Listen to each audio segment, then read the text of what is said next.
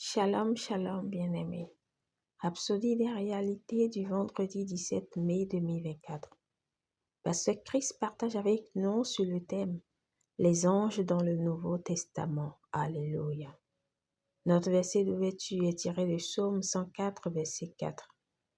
Il fait des vents ses messagers, des flammes de feu ses serviteurs. Gloire à Dieu. Il y a une différence entre la manière dont les anges se comportaient avec les gens dans l'Ancien Testament et la manière dont ils se comportent avec nous dans le Nouveau Testament. Dans l'Ancien Testament, ils avaient autorité sur les gens au point qu'ils pouvaient même punir ceux qui faisaient quelque chose de mal. Alléluia. Un exemple simple est l'histoire de Zacharie qui, bien qu'elle se trouve dans la partie de la Bible consacrée au Nouveau Testament, s'est déroulée pendant la période de l'Ancien Testament. Un ange a annoncé à Zacharie que lui et sa femme auraient un enfant dans leur vieillesse, Jean-Baptiste. Zacharie n'a cependant pas cru aux paroles de l'ange, et l'ange a puni Zacharie pour son incrédulité, et il est resté muet jusqu'à la naissance de Jean-Baptiste. Lire Luc 1, versets 19 à 20. Mais dans le Nouveau Testament, les anges sont nos serviteurs. Ils nous servent. Gloire à Dieu. La Bible dit que les anges sont des esprits au service de Dieu, envoyés pour exercer un ministère en faveur de ceux qui doivent hériter du salut.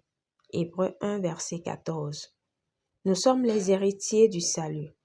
Les anges sont des esprits envoyés pour exercer un ministère pour nous, c'est-à-dire en notre faveur.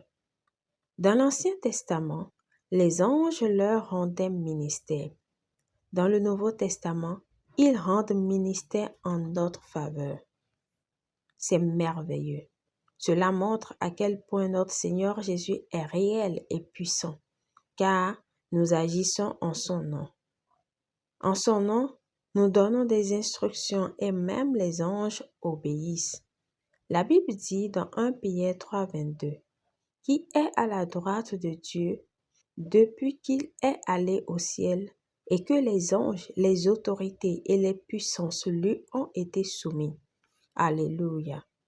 Prière.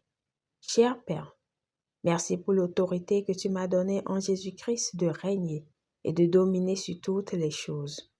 Merci pour tes saints anges qui exercent ministère en ma faveur.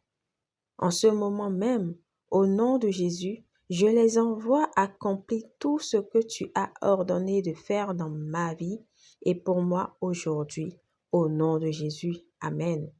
Pour une étude supplémentaire, nous pouvons lire Psaume 91, verset 11, 1 Pierre 1, verset 12, Hébreux 1, verset 5 à 8, Hébreux 1, verset 13 à 14.